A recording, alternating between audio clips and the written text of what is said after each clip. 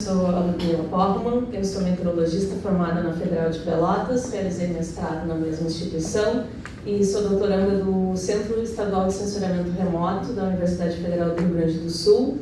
E quando eu decidi realizar esse trabalho com o WRF Hidro, eu participava de um projeto intitulado Taquariantas, que buscava a implementação de estratégias para mitigação de eventos extremos na bacia hidrográfica dos rios Taquari e Rio Antas, no noroeste do Rio Grande do Sul, no nordeste do Rio Grande do Sul. E na época, então, eu tinha muitas dúvidas em questão dos hidrólogos questionando a previsibilidade dos modelos atmosféricos para a utilização destes nos modelos hidrológicos. E aí o professor Luiz Gonçalves, do CPTEC-INPE, me apresentou, então, o pacote Hidro, acoplado ao modelo meteorológico atmosférico da WRF, para previsibilidade, então, de vazão, previsibilidade hidrológica, acoplada, então, à previsão meteorológica. E aí eu realizei, então, a pesquisa da utilização desse modelo na previsibilidade, então, de precipitação e vazão desses dois rios numa bacia hidrológica que é de grande proporção. Ela tem 27 mil quilômetros quadrados e cobre 119 municípios na região nordeste do Rio Grande do Sul, e eles são impactados anualmente por eventos extremos severos e muitos casos de inundação em regiões como a cidade de Lajeado, Estrela e Guaporé. Eles têm canais de rios também de grande proporção, mas pequenos córregos que às vezes eles inundam em questão de horas. Então, essa região considerável e notadamente afetada participava desse projeto junto da Universidade Federal do Rio Grande do Sul, que era multidisciplinar. Então, participavam geólogos, hidrólogos, meteorologistas. E aí, essa região da Bacia Taquariantas, ela fica no Rio Grande do Sul, aqui na região nordeste, e essa é a proporção dos 119 municípios que ela atinge.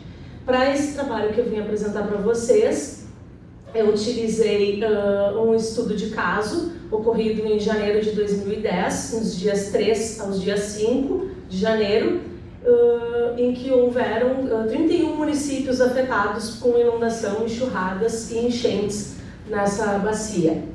O pacote hidrológico Hidro para o WRF, eu até deixei aqui anotadinho que eu não quero esquecer nenhum detalhe, mas ele permite uma representação dos fluxos da superfície da Terra e dos processos hidrológicos relacionados com a redistribuição espacial das águas na superfície, no subsolo e de canal. Então ele é uma arquitetura tanto da previsão e modelagem hidrológica quanto de superfície e atmosférica. Como vários pesquisadores aqui comentaram, o acoplamento, então, entre modelos, ele está gerando resultados muito superiores do que apenas a gente utilizar a simulação meteorológica para a simulação hidrológica. Como ele reconsidera a redistribuição espacial de fluxos na superfície e os fluxos de canal nos módulos de gestão de água do pacote hidrológico, a gente consegue, então, um cálculo melhor de questão de umidade do solo, de redistribuição espacial de água na superfície, e com isso, nas simulações, possivelmente o resultado da precipitação e do cálculo da umidade do solo está tendo valores superiores do que apenas os modelos atmosféricos conseguiam antigamente. Eu realizei duas simulações, uma primeira com uma grade de 50 quilômetros externa, cobrindo o Rio Grande do Sul, Paraná, Santa Catarina e mais outras localidades, e uma grade interna, no modelo atmosférico com 10 km de resolução, e para a grade da rede de canais hidráulicos, ela teve uma resolução de 1 km. E numa segunda simulação, eu utilizei 3 grades aninhadas, acopladas, em que a externa tinha 25 km, a grade intermediária de 5 km e uma grade interna cobrindo a região da bacia com resolução de 1 km. E aí a rede de canais, ela teve então uma resolução superior, que ficou com 250 metros. A ideia foi que a gente tivesse então, digamos assim, são testes para que esse modelo seja usado operacionalmente nos centros de monitoramento e gestão de riscos de desastres, tanto no Rio Grande do Sul quanto no Brasil. Aqui eu coloquei só as tabelas com as resoluções, né, as parametrizações que eu utilizei nas simulações. Eu vou passar esse slide, porque senão eu vou perder muito tempo explicando todas as parametrizações utilizadas. Eu considerei para a análise dos dados 11 estações fluviométricas da ANA, espalhadas, distribuídas pela bacia, e 6 estações meteorológicas do Instituto Nacional de Meteorologia. Então, aqui eu tenho os resultados da precipitação observada comparada com a precipitação simulada pelo modelo da BRF Hidro e nessa primeira grade, né, de 10 quilômetros de resolução. Então, a gente observa que digamos assim, a distribuição temporal, né, dos picos de precipitação, o modelo consegue acompanhar com grande satisfação, digamos assim, dos resultados. E, em alguns casos, na grade maior de resolução de 10 quilômetros do modelo da BRF, ele acabou muitas vezes subestimando a precipitação, mas ele acompanha os picos, né, de elevação e diminuição da precipitação, e principalmente nos dias que era o interesse desse estudo de caso, de 3 a 5, em que a gente teve um maior volume.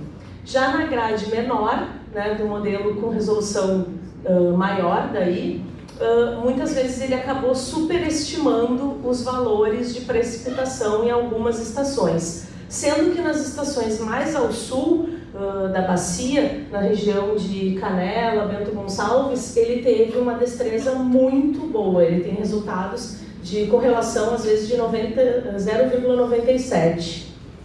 E aí, para os resultados de vazão, que era o que mais interessava, e que, pelo menos no Rio Grande do Sul, no Departamento de Recursos Hídricos da Secretaria Estadual do Meio Ambiente, nós temos um monitoramento, então, né, de vazão, e para poder dar os avisos, né, de evacuação de áreas, esses resultados do pico de enchente para a previsão hoje em dia de curto prazo, eles são extremamente satisfatórios. O modelo ele consegue acompanhar, então, o aumento do fluxo de vazão em diversos rios. Como eu peguei estações fluviométricas e cada uma pertence a um rio diferente dentro da bacia, os resultados são muito satisfatórios, porque ele consegue acompanhar, então, o aumento e o desenvolvimento do fluxo ao longo do período.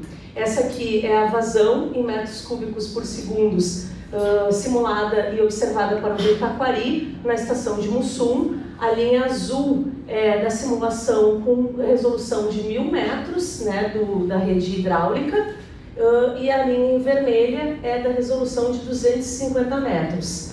Muitas vezes na simulação eu observei que na resolução de maior quilometragem, de 1000 metros, ela acompanha bem e, digamos assim, ela subestima em alguns momentos, mas ela consegue pegar os picos de cheia e de diminuição desse fluxo. E uma coisa interessante também, que se falou bastante, que até o CPTEC está buscando, né, é a otimização de máquina, né? E eu consigo fazer simulações desse modelo para essa grade grande e essa bacia de mais de 27 mil quilômetros quadrados.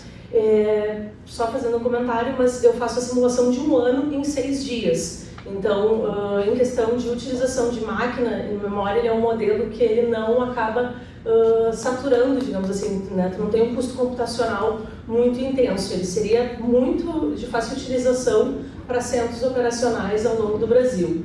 Aqui é a vazão observada na linha cinza e as estimadas pelo modelo Hidro. Na linha azul sempre a de 1000 quilômetros e a linha pontilhada em vermelho para resolução de 250 metros.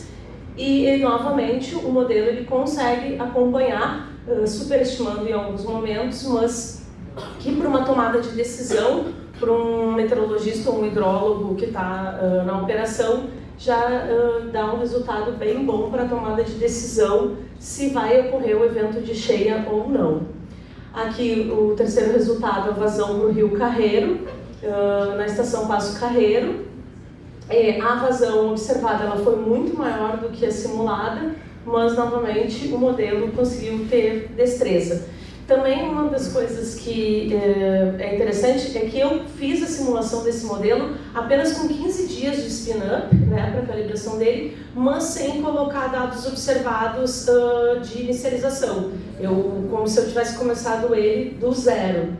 Então ele tem resultados de simulação muito bons em questão de vazão e precipitação. Eu vou mostrar os resultados, correndo, porque o tempo é curto, mas os resultados, então, lembrando que esses eventos hidrometeorológicos, causadores de eventos extremos, eles são de muito interesse público, né, para as elaborações de medidas preventivas e o planejamento de ações futuras da Defesa Civil dos Estados.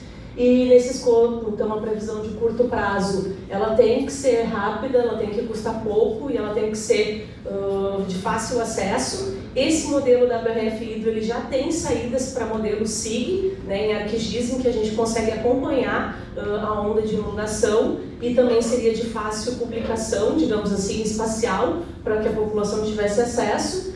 E então, os valores simulados pelo modelo em duas diferentes resoluções foram satisfatórios. E salientando sempre que, como foi comentado, ainda pela questão de parametrizações dos modelos, a precipitação não é uma variável fácil de ser calculada, mas o modelo apresentou resultados extremamente satisfatórios, principalmente para essa questão de defesa civil. Obrigada.